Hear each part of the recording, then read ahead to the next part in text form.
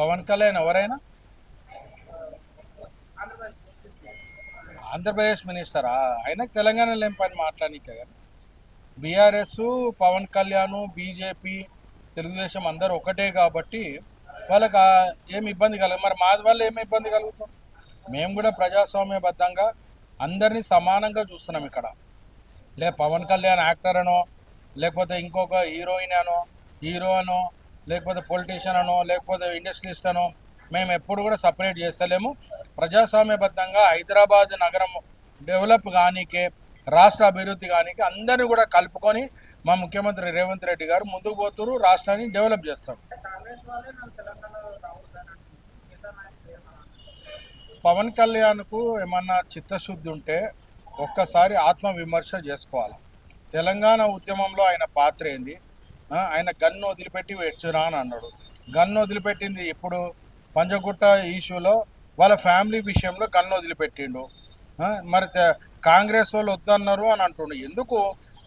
రాష్ట్రం ఆవిర్భవించిన రోజు జూన్ 2వ తారీఖు, ఆ రోజు మాకు అందరు కూడా పండగ దినం. ఆ రోజు నువ్వు ఎందుకు డిస్టర్బ్ చేయాలనుకుంటున్నావు? తర్వాత రోజులలో ఎందుకు రాలేదు? ఇన్ని సంవత్సరాల సార్ నువ్వు ఎందుకు రాలేదు? అంటే మొన్న మోడీ గారు వచ్చి మీతో కలిసిపోయిన తర్వాత ఏ కుట్రలో భాగంగా నువ్వు హైదరాబాద్లో వచ్చి మీటింగ్ పెడతా, లేకపోతే ప్రెస్ పెడతా అని చెప్పి పెట్టినావు. అందుకని పవన్ కళ్యాణ్ నువ్వు ఒక సినిమా యాక్టర్గా అందరు అభిమానిస్తారు, అంతేగాని రాజకీయంగా కుట్ర రాజకీయాలు చేస్తామంటే మాత్రం తిప్పి కొడతాం.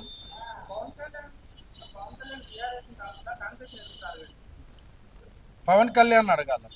ఇప్పుడు మేము అధికారంలో ఉన్నాం, ప్రజలందరూ మా వైపు చూస్తుర్రు. బీజేపీ బీఆర్ఎస్ పవన్ కళ్యాణ్ వీళ్ళందరూ దొంగ ఓట్లతోని, ఈవీఎం మిషన్లతో గెలిచిన వాళ్ళు. మేము ప్రజాస్వామ్యబద్ధంగా ప్రజలని మేము ఆధారపడినాం కాబట్టి ప్రజలు ఏ తీర్పిస్తే దానికి కట్టుబడి ఉంటున్నాం. మేము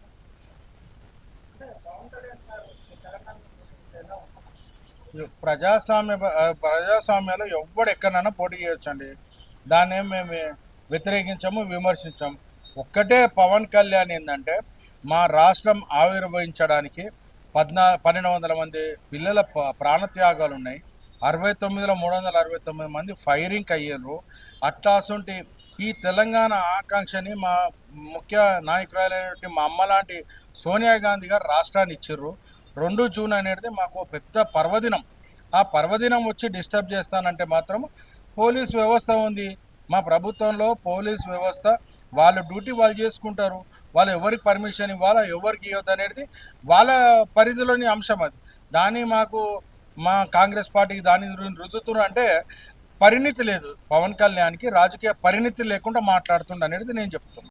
Subscribe us and press the bell icon for more interesting updates.